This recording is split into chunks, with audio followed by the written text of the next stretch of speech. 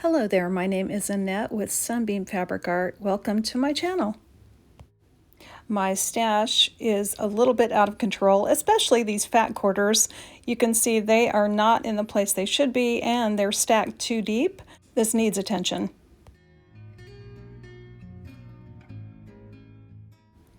I came up with a pretty easy idea to use up some of these fat quarters. I'm going to be using 10 fat quarters. Here are the fat quarters I chose, and these are all similar in value. There's not a lot of light dark variance except the one fat quarter that's a very dark purple. And one of these fabrics right here, that's actually a 1/4 yard, and I'm only going to be using half of that. It got put away with my fat quarter stash. I don't know how, but it's a really pretty cafe fabric, and I'm going to be using half of it, and the other half will go back into my fat quarter stash. The first thing to do is to press all these fabrics nice and flat. I am in the habit of pressing fat quarters with the wrong side up. To me, it's just easier to see those creases.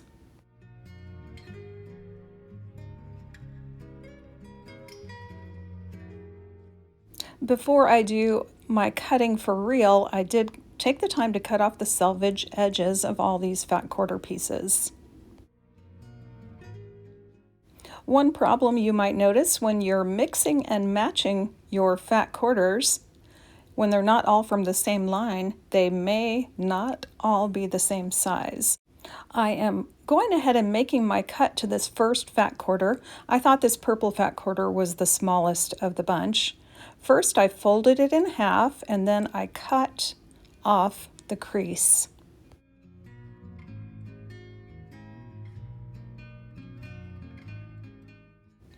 Next, I turned the fabric so that that cut edge was lined up with a line on my cutting mat, and then I made a cut at 9 inches to get the maximum amount of fabric.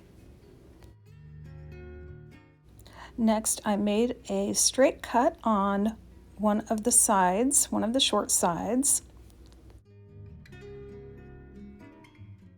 I lined up that freshly cut edge with the left side of my mat, and then I made a cut at 17.5 inches. So cutting my fat quarter in half, I now have two pieces that measure 9 inches by 17.5 inches. Well, I thought that purple fat quarter was the smallest. Turns out this floral print was actually a bit smaller. I had to cut this piece to 8.5 by 17.5. Once I did that, I went back to that first purple one and cut off that extra 1/2 inch because I do want all my fat quarters to be the same.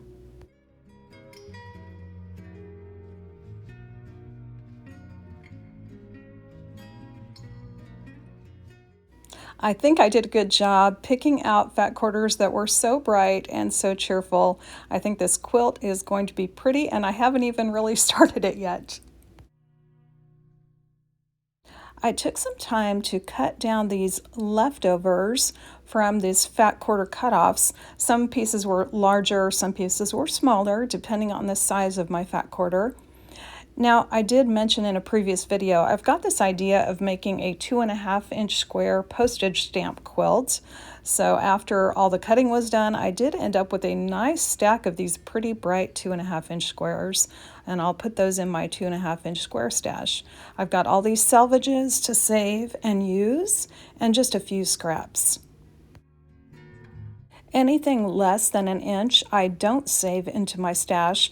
I can use those from time to time for stuffing of projects or dog beds, things like that.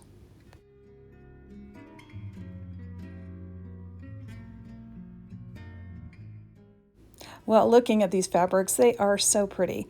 I'm glad that I'm not cutting them any smaller. What I do need to figure out is how I'm going to stitch them together. Initially, I thought I was just going to sew these together in rows, mix them up, and have a very pretty quilt. On second thought, I decided to add an accent fabric to the side of each piece. I decided to use Kona White. I have a bunch of Kona White jelly roll strips that I got on sale quite some time ago. I think I bought 5 or 6 at that time because the deal was so good. And since I have 20 pieces, I will line these pieces up in rows of 4 and 5 columns, so 4 times 5 is 20 pieces. I will put a little white strip on one side of each piece. I think having that white piece is really going to make these bright colors of fabric pop. Each jelly roll strip will get me 2 sides, and since I have 20 pieces, I will need 10 jelly roll strips. Now I accidentally time-lapsed this. I kind of wanted to slow it down though for you. What I'm doing here is lining up 5 across and 4 down, and I'm mixing and matching so that no two fabrics are right next to each other. I'm going to get this package of Kona White 2.5-inch strips opened up, and then I am going to start chain piecing one side of each of these pieces of fabric.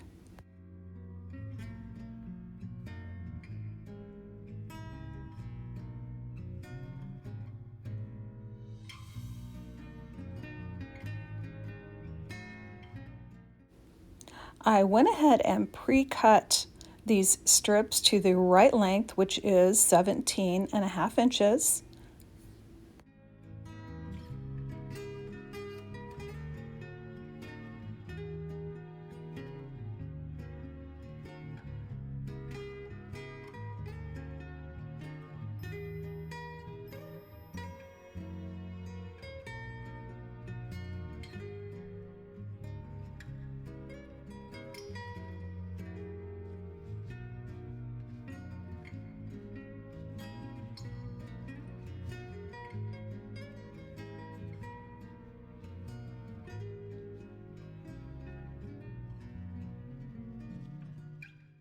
Those little leftover pieces are going to be perfect for my 2.5-inch square project. I'll set those aside for now and cut those up later. My plan for building these rows is putting the white strip on the right-hand side of my color block for one row, and then on the left side of the color block for the next row. And this will mean a lot less matching.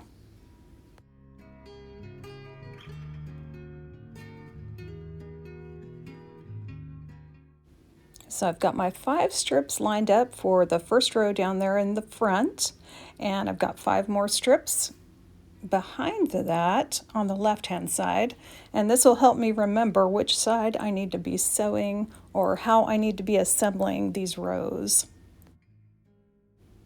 Well, it's time to get started chain piecing this quilt together.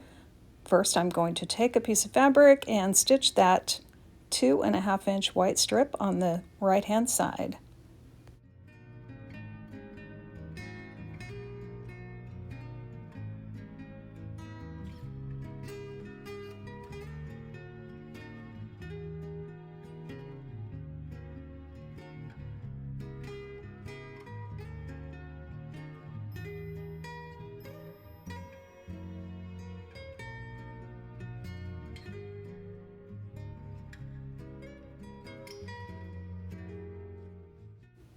I decided I should probably put one row together at a time so I didn't get mixed up. So here you can see I'm putting these right-hand side blocks together. I've got my white fabric on the right-hand side of the color fabric, and I'm just going to stitch those together.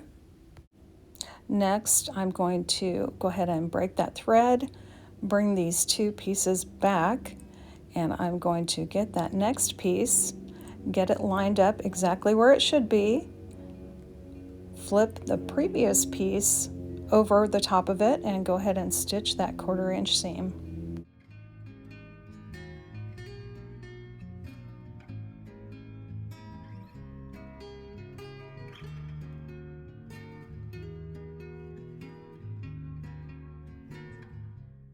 Each row has 5 blocks, so I need 2 more blocks, and I'm going to pull those across in the order that I had stacked them up and get that seam that joins them stitched.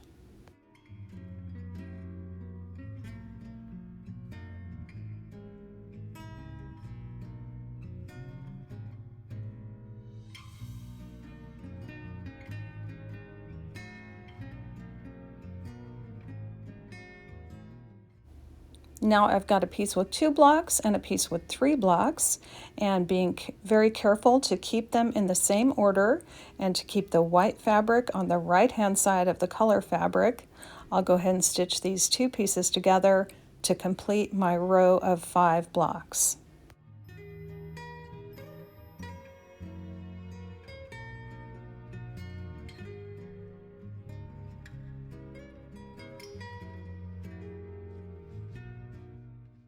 Next, I went ahead and chain pieced the white fabric to the color fabric for the whole stack of 15 that I had left. When I separated this chain, I made sure and put 5 blocks in one stack, 5 blocks in a second stack, and 5 blocks in a third stack, so I could keep track of which rows needed to have the white on the left-hand side. I laid the rows out on the floor of my office to make sure I had the rows with the white on the left going opposite from the rows with the white fabric on the right. Next, I grabbed 2 rows that would be getting stitched together, and I went ahead and clipped these rows together.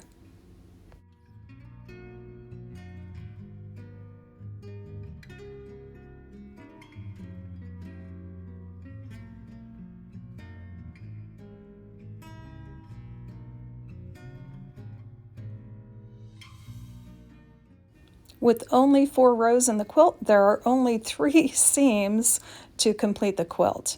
So I got to the last seam. Again, I clipped everything together and then stitched that seam to complete the quilt.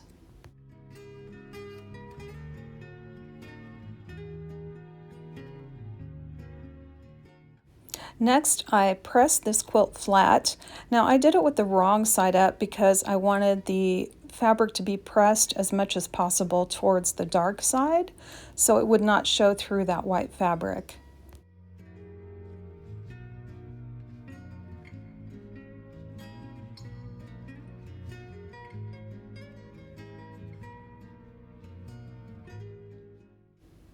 Pressing this way did take quite a bit of time, but it was worth it to get these seams going the way that I wanted them to go.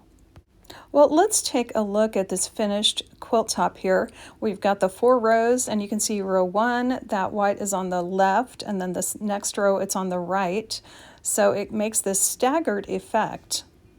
And I really love these bright pinks and purples with that white fabric setting them off. I want to thank you so much for joining me today, and I hope to see you back again real soon.